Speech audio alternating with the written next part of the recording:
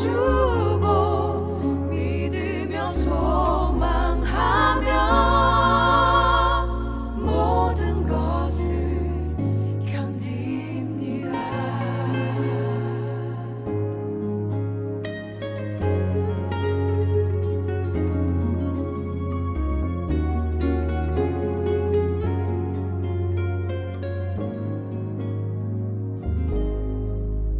내가 사람의 방언과 천사의 말한데도 내가 산을 옮길 만한 믿음 있다 해도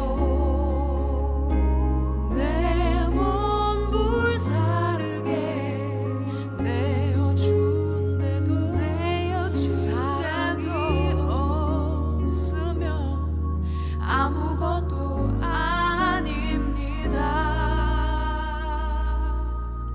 사랑은 오래 참고 온유하며 자랑치 않고 자기 유익을 구하지 않고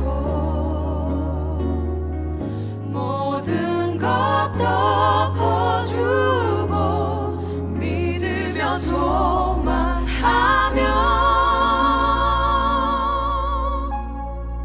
모든 것을 견딥니다.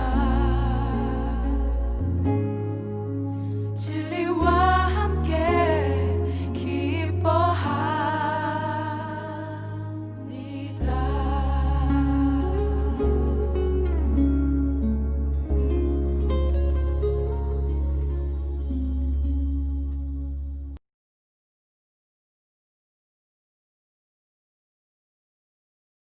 오늘 하나님이 우리 가운데 주신 말씀은 사도행전 21장 16절과 17절입니다. 사도행전 21장 16절과 17절입니다. 이 시간 다 찾으신 줄 알고 신약성경 224쪽 사도행전 21장 16절과 17절을 함께 했습니다. 시작. 가이사랴의 멋제자가 함께 가며 한 오랜 제자 구브로 사람 나손을 데리고 가니 이는 우리가 그의 집에 머물려 함이라.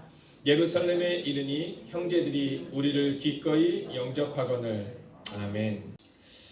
자, 오늘은 밥그릇 같은 삶, 환대하는 삶을 살라라는 제목으로 함께 말씀을 나눕니다. 오늘 또한 영상으로 예배드리는 하나님의 사람들을 또한 축복합니다. 여러분 공동체에서 어떤 역할을 여러분은 하고 계십니까? 지금은 어떻습니까? 여러분의 직장 혹은 가정 혹은 교회에서 어떤 역할을 하고 계십니까? 저희 집에는 제가 이사를 나오기 전에 사당동에 있을 때 집에 이 거실에 진열대가 있었어요. 여러분 이 진열대에 딱 들어가면 그 집이 지향하는 바가 나오잖아요. 네, 제가 예전에 어떤 가정에 신방을 갔는데 아직 하나님을 인격적으로 영접하지는 못했던 분이었습니다. 네, 근데 제가 그분의 집에 갔는데 저한테 막 자랑을 하시고, 목사님 이게 80년이 된 겁니다. 네, 아 그렇군요. 이 도라지가 보통 도라지가 아닙니다. 저희 아버님 때부터 내려온 이게 진짜 한 잔 드릴까요? 막 이렇게 얘기하시더라고요. 그 집에 들어가니까 막 술이 뭐 인삼부터 시작해서 도라지, 좋은 술들이 있는 거예요. 진열대. 네. 물론 그분께서 오랜 시간이 지나도 하나님을 영접한 후 제가 그 집에 갔을 때 또 놀란 것이 뭐냐면, 목사님 저희 집에 왔을 때 봤던 술들 다 딴 데로 갔습니다. 이렇게 얘기하죠. 다 딴 데로 갔습니다. 얼마나 다행이에요. 제가 다 먹어치웠습니다. 이렇게 얘기하는 게 딴 데로 다 갔습니다. 자, 그때 이제 그 집안의 분위기를 나타내는 거잖아요. 자, 저희 집은 어렸을 때부터 기독교 집안이었으니까 딱 집에 들어가면 그 진열대, 거실에 있는 진열대 뭐가 진열되냐면 그릇이 진열되어 있습니다. 네, 정중앙에는 성경이 있어요. 딱 성경이 있고, 그리고 그 성경 옆에는 이제 장로님께서 교회를 건축했던 나라들의 국기가 이렇게 쭉 있습니다. 그리고 그 옆에 뭐가 있냐면 예쁜 그릇이 진열되어 있었어요. 근데 이 그릇들이 쓰이는 때가 별로 없습니다. 1년에 몇 번 안 돼요. 뭐 봄, 가을, 대신방 때 담임 목사님이 오셔야 뭐 하거나 또 은사분들이 오시거나 아주 중요한 때 뭐 한두 번, 뭐 지금처럼 이 코로나19가 휩쓸어서 손님이 못 온다고 한 번도 나오지 않는 거예요. 자, 보기에도 예쁘고 화려합니다. 비싼 그릇이에요. 근데 자주 쓰이지 않아요. 자, 그런데 식당에 들어가면 그 당시 하얀 그릇, 지금도 생각이 납니다. 그냥 하얀 그릇이에요. 평범한 그릇. 네, 밥그릇 5개, 국그릇 5개. 매일 아침마다 그 그릇이 나오는 겁니다. 자, 여러분의 인생은 어떤 인생인가 한번 질문해 보고 싶습니다.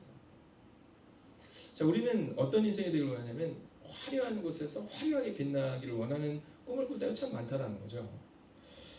자, 화려한 그릇에서 존중받고 대우받는 그릇 되기를 원한다는 거죠.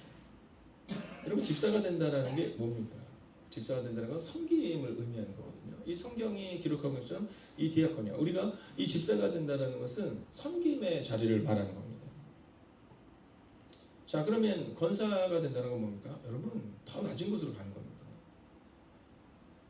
자, 조금 더 여러분에게 분명히 말씀드리자면 처음에 딱 교회 새로 오게 되면 화려한 진열장이 있어도 괜찮은 겁니다. 네. 그러나 집사가 된다는 것은 뭐냐면 밥그릇으로 가는 거거든요. 밥그릇으로.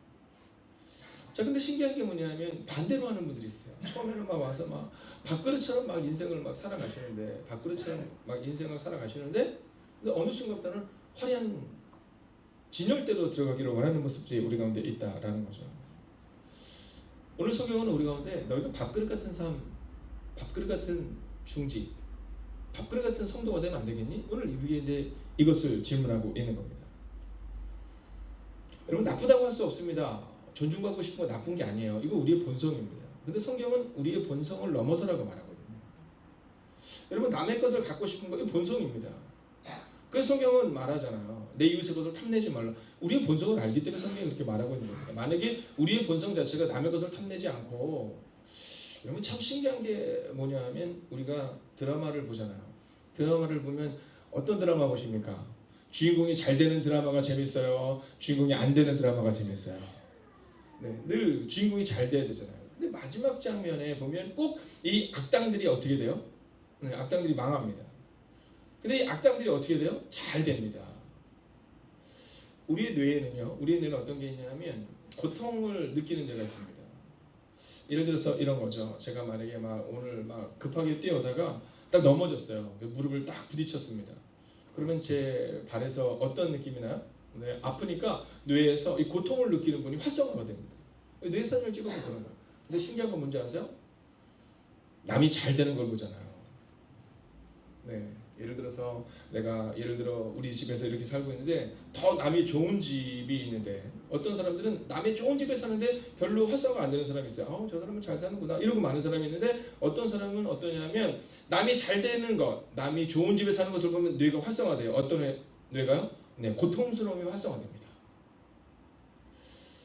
여러분, 이게 뇌과학자들이 얘기하는 거예요. 그걸 볼 때 우리의 본성이 악할 수 있다는 겁니다. 아니, 성경은 죄가 들어오므로 악하다 이렇게 말하고 있는 거예요. 자, 그렇기 때문에 우리 가운데 있어서 밥그릇 같은 인생이 되지 않기를 원하는 거, 이거 본성인 겁니다. 여러분, 어린아이들이 막 나 봐주세요. 그때 어떻게 해요? 엥 하고 울잖아요. 이게 본성이라는 겁니다. 이거 당연한 거라는 겁니다. 그러면서 너 왜 그러니? 넌 언제나 처리될래? 아니, 그냥 그런 겁니다. 본성이 그런 거예요. 근데 성경은 그 본성을 넘어서야 한다 이렇게 말하고 있거든요. 자, 성경에 보면 여자가 난 사람 중에 가장 존중받을 만한 또 큰 자가 없다라는 표현을 받는 사람이 나오잖아요. 세례 요한입니다. 여러분, 이 세례 요한이 어떤 인생이냐면 밥그릇 같은 인생이잖아요. 광야에서 사는데 옷이 몇 벌이에요? 옷 한 벌. 네, 옷 한 벌. 음식은요, 메뚜기와 석청. 그냥 밥그릇 같은 인생을 그가 살아가고 있는 겁니다. 근데 다만 하나님께 쓰임 받죠. 회개하라, 천국이 가까웠다. 하나님의 나라에 대해 말하는 그 밥그릇 같은 인생을 보면서 예수님이 뭐라고 말씀하셨냐면 여자가 낳은 자 중에 이 세례 요한보다 큰 이가 없다 이렇게 말하는 거예요. 여러분, 우리는 우리 스스로가 화려해지고 우리 스스로가 존중받기를 원하잖아요. 근데 성경은 주님을 위해 밥그릇 같은 인생을 살 때 주님이 높여주신다는 거예요. 그래서 잊지 말아야 되는 것은 내가 하나님 앞에 가장 겸손할 때 하나님이 세상 가운데서 우리를 높여주시는 거예요. 근데 우리는 자꾸 반대로 하잖아요. 내가 높아지려 하잖아요. 어쩔 때는 하나님보다도 더 높아지려 하는 우리의 모습을 보게 되잖아요. 여러분, 오늘 성경은 우리가 이렇게 말해요. 밥그릇 같은 인생을 살아라. 밥그릇 같은 인생을 살아라. 여러분, 진열 때는 정해져 있잖아요. 어쩌다 한번 쓰이잖아요. 왜 그런 인생을 살기를 원하세요? 여러분, 화려한 진열 대 위의 그릇이 아니라 늘 하나님께 쓰임받는 밥그릇 같은 인생이 되어야 한다라는 겁니다. 그건 목사님 저도 마찬가지예요. 화려한 인생이 아니라 그냥 하나님이 쓰려고 하실 때 언제든지 쓰일 수 있는 밥그릇 같은 인생이 되는 것, 그게 바로 목사의 꿈이고 우리 모두의 꿈이 되어야 한다라는 겁니다.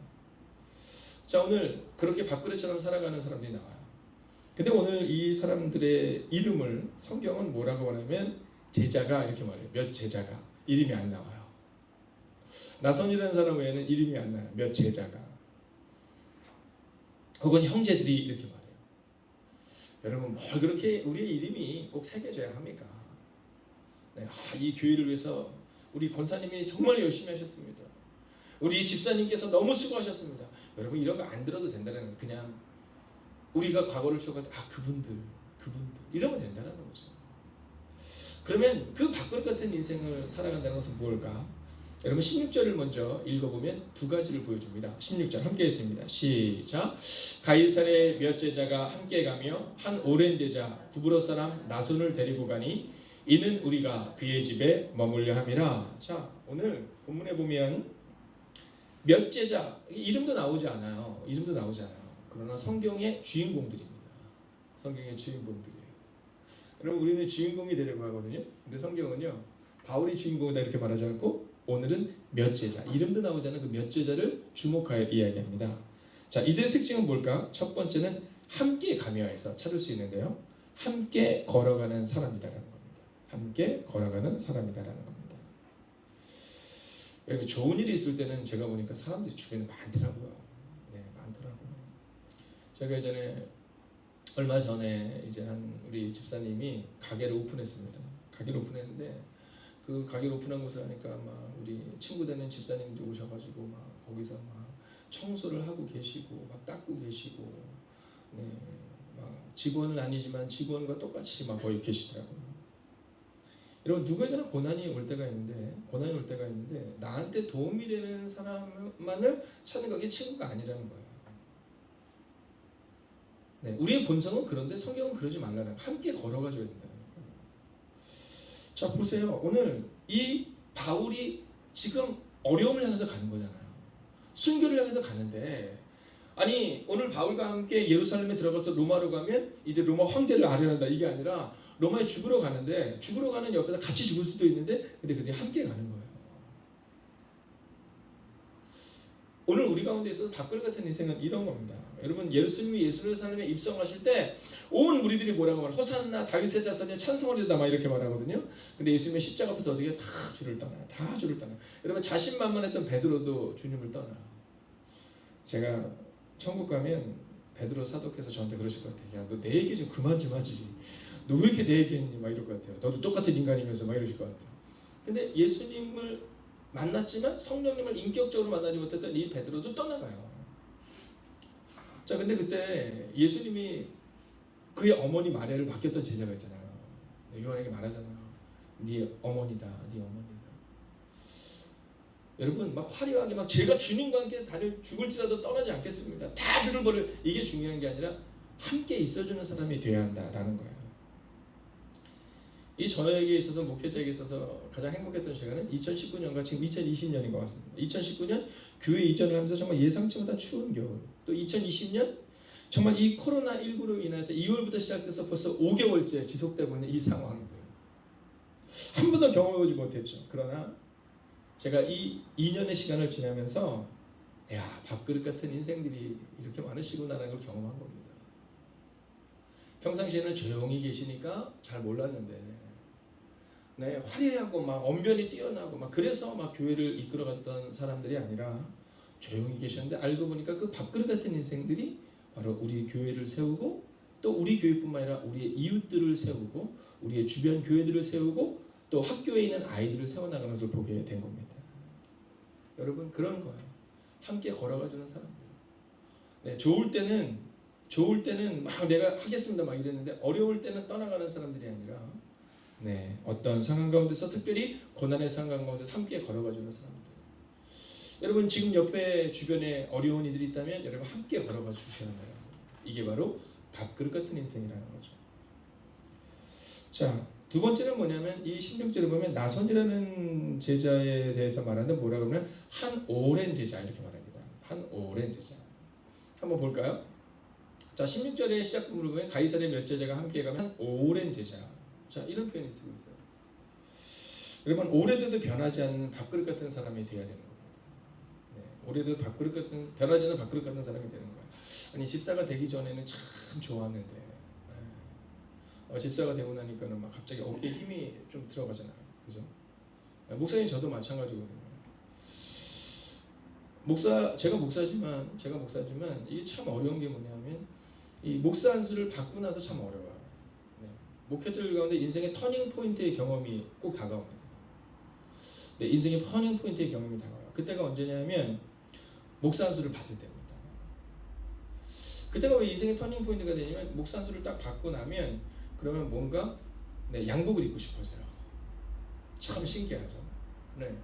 전도사 때까지는 막 뛰어다니고 막 사람들한테 막 그거 하게 되는데 목사가 되고 나서부터는 사실 그게 좀 어려워져요. 그냥 다른 사람들의 조언을 듣고 싶어하지 않게 되는 모습을 보게 됩니다. 그래서 제가 후배 목사님들과 또 저를 보며 우리 동기들을 이렇게 살펴보면 목사 안수를 받는 그 1년에서 2년의 시간이 여러분 인생을 정하는 경우가 많더라고요. 그러니까 목회의 방향성을 정하는 겁니다. 제가 볼 때는 집사님, 권사님, 장로님 그렇습니다. 네. 목사님 저에게도 마찬가지고 우리에게도 마찬가지예요. 집사가 되는 순간 마음을 정해야 하거든요. 근데 그때부터 꿈이 주님이 아니라 권사가 꾸민 사람도 있어요. 여러분 그러면 안 된다는 거예요. 우리의 꿈이 어디에 있어야 되냐면 오랫동안 변함이 없는 사람이 돼야 되거든요.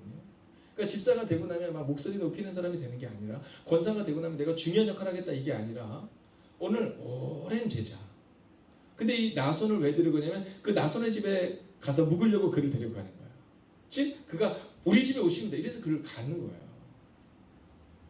여러분 우리 가운데 있어서 필요한 것은 바로 이 오랜 시간을 믿음으로 걸어내는 그 걸음입니다. 오늘도 여러분 잘 오셨습니다. 또 오늘 이 새벽도 영상으로 예배드리는 여러분을 축복합니다. 여러분 오늘 주님이 우리 가운데 원하시는 것은 오랜 시간 변함없는 그 믿음을 원하세요. 밥그릇은 그런 겁니다. 여러분 오랜 시간 변함이 없는 그 시간. 근데 밥그릇들의 특징이 있지 않아요? 집에 보면 물론 요즘에는 뭐 그릇이 좀 흔해서 요즘엔 그릇이 흔해서 약간 이가 나간다고 표현하시더라고요 어른들. 그럼 버리지만 예전에 어땠어요? 네, 살짝 밥그릇은 다들 이가 나가 있거나 어디가 좀 깨져 있거나 뭐 그런 겁니다. 여러분 그런 겁니다. 나는 교회에서 상처받을 수 없어 이게 아니라 상처도 좀 받는 겁니다.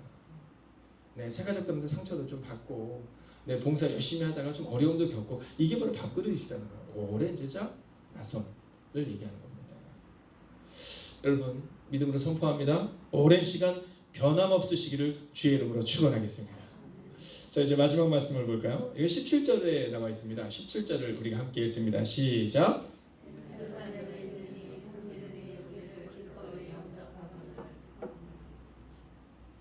자 기꺼이 영접했다 이런 표현이 나오는데 이것을 우리 표현으로 환대했다 이 얘기를 하고 있는 겁니다. 환대하는 교회. 여러분 저는 이제 마지막으로 여러분이 세 번째로는요 환대하는 삶을 사는 밥그릇 같은 삶을 살아가는 거예요. 자 어떤 사람들 보면 내가 좋아야 좋은 거예요. 네. 다른 사람들은 별로 관심이 없는 분들이 있으세요. 저는 교육자들 가운데서 제가 좋아하고 또 우리 교육자를 뽑을 때마다 늘 정하는 게 있어요. 네, 부탁하는 게 있어요. 그건 뭐냐면 좀 늘 같은 모습을 가지라 이거예요. 자 교육자들을 제가 오랫동안 많이 봤을 거 아니에요. 예전 교회에서 11년 동안 뭐 몇십 명을 받지 않겠어요? 근데 보면 독특한 특징이 있어요. 그것은 뭐냐면 화난 사람들이 있어요. 화난 사람들이. 그런 사람들이 있거든요. 근데 그 화난 게 오래 못 가는 사람들이 있어요. 화난 표정에서 화나게 변하는 사람들이 있더라는 거예요. 환대한다라는 것은 뭐냐면 화나게 사람들 맞아야 되는데 내 감정이 좀 그렇다 그러면 얼굴에 티가 나. 그럼 저는 우리 교육자들 가운데서 그런 분들이 있어요. 그럼 제가 정합니다. 나갔다 와. 나가서 좀 돌고 와. 근데 이게 변화가 참 어려워요. 네, 변화가 참 어려워요. 왜냐하면 이게 어렸을 때부터 쌓인 거거든요. 여러분 우리의 몸은 그렇잖아요. 우리 손재영 원사님이 제가 뵐 때마다 참 감사한 게 뭐냐면 몸이 아주 꼿꼿하시잖아요. 네, 걷는 것도 아주 꼿꼿하세요. 근데 이건 지금 그래서 그런 게 아니라 지난 한 80년 이상의 시간들을 몸을 꼿꼿하게 훈련을 하시고 꼿꼿이 걸으셔서 꼿꼿이 걷는 거예요. 여러분 성격도 마찬가지입니다. 성격도 마찬가지예요. 네, 이게 꿍한 사람들이 있어요. 그럼 이게 잘 바뀌지가 않아요. 그래서 남들이 별로 이렇게 신경이 안 쓰이는 사람들이 있어요. 그러면 안 돼요. 특히 집사님도 조심하셔야 돼요. 네, 권사님 말할 것, 장로님 말할 것도 없죠. 그분이 딱 들어오면 화내야 돼요. 네. 그분이 와서 오늘 분위기가 안 좋아요. 권사님 이제 오셨으니까 오늘 분위기가 좋아지고 이래야 된다는 거예요. 보세요, 기꺼이 영접했다는 거죠. 오늘 이 분위기가 어땠을까 한번 생각해 보세요. 이 분위기가 어땠을까? 예루살렘에 도착하면 이제 이 바울이 잡힐 거다. 그리고 잡혀서 로마로 압송돼서 죽을 거다. 이 분위기가 어땠겠냐라는 거예요. 완전 뭐 진짜 순교를 각오하고 가는 거니까 막 춤추면서 갔겠냐고. 분위기가 어두웠어요. 근데 그들이 그를 기꺼이 영접하고 환대해요. 그래서 거기서 힘을 얻고 우리가 내일 함께 살펴보겠지만 바울이 다음날 다시금 일어나서 일하는 장면을 우리가 기록하고 있어요.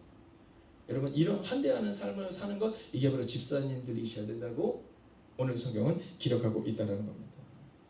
지금 내 감정이 어떤데 지금 남이 눈에 들어와 안 된다는 거예요. 내 감정이 안 들어오는 사람은 누구야 되냐면 아이들이어야 돼요. 근데 우리가 이 어덜트 차일드라고 말하잖아요. 이 성인 아이들이 있어요.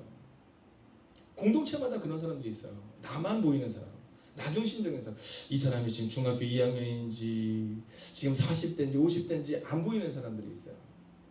그걸 조심해야 되는 거예요. 왜냐하면 우리의 본성이 그런 거거든요. 우리의 본성. 우리의 본성도 그런데다가 싸운 것도 그렇게 되는 거예요. 그래서 오늘 성경은 기꺼이 여러분 환대하는 그 삶. 자, 그러면 이 기꺼이 맞아들이는 이 환대하는 삶은 누구에서 볼 수 있을까요? 예수님에게서 볼 수 있어요. 자, 예수님이 뭐라고 말씀하세요? 나는 마음이 온유하고 겸손하니. 그죠? 여러분 왜 어린아이들도 막 예수님 옆에 막 갔을까를 한번 상상해 보세요. 왜 어린아이들이 예수님 옆에 갔을까? 요즘 제가 생각해요. 옛날에는 아이들이 막 딱 교회만 왔다 하면 막 제 방에 막 와가지고 막 그랬거든요. 요즘 제 방에 잘 안 와요. 네, 이 얘기는 뭐냐면 저보다 더 온유하고 저보다 더 겸손한 간사님들한테로 가는 거예요. 네, 어쩔 수 없는 거예요. 그래서 제가 요즘도 생각해요. 그래, 내가 저 젊은 간사님들한테로 또 저렇게 잘하는 간사님들한테로 가는 아이들의 마음을 돌리기 위해서 내가 할 수 있는 일은 유기농 과자밖에 없으리라. 이렇게 생각해서 제가 요즘에 스타벅스를 가도 어디를 가도 아이들이 먹을 걸 모으고 있어요. 네, 그래서 아이들에게 소문이 날 수 있도록, 야, 목사님 강의가 먹을 게 많더라. 이렇게. 전 예수님을 볼 때 참 너무너무 부러운 거예요. 얼마나 온유하고 겸손하고 아이들을 환대하셨길래 아이들이 그렇게 예수님에게 막 달려갔을까. 네, 이제는 저한테 오지 않는 아이들을 보며, 떠나간 아이들을 보며 제가 생각해요. 어떻게 해야 될까 이렇게. 예수님에게는 환대하는 사람이 있었어요. 제자들이 막 그러는 거야. 야, 니네 가지 마, 막 이렇게 얘기하는 거예요. 야, 지금 목사님 얼마나 바쁜데, 지금 예수님이 얼마나 바쁜데 가지 마. 근데요, 그 예수님이 아이들을 들고, 야, 왜 그러니? 내게로 오는 것을 막지 말아라. 아이들 환대해요. 그래서 예수님의 주변에 늘 아이들이 있고, 늘 아픈 사람들이 있고, 늘 상처받은 사람들이 있었던 거예요. 여러분, 오늘 여러분의 주변에 누가 있는가를 한번 점검해 보세요. 혹시 여러분 주변에 너무 날카로운 사람만 있지 않아요? 그럼 나에게 있는 날카로움이 그에게 전해지는 걸 수 있어요. 환대하셔야 돼요. 네. 특별히 노장만리 노권사님들처럼 환대하셔야 돼요. 교회만 화나시는 거예요. 실없는 농담도 좀 해주세요. 네. 환하게 웃어주시고 환하게 맞아주세요. 우리 사랑하는 지금 시무 우리 권사님들 집사님들에게 부탁드려요. 여러분 환하게 사람들을 맞아주시고 아이들을 맞아주세요. 그런 밥그릇 같은 인생을 사는 여러분들을 통해 주님의 교회가 바뀔 것이고, 그렇게 밥그릇 같은 인생을 살았던 여러분을 통해 여러분의 가정이 세워졌던 것처럼 오늘도 밥그릇 같은 인생이 되시고 환대하는 여러분과 제가 되기를 주의 이름으로 축원하겠습니다.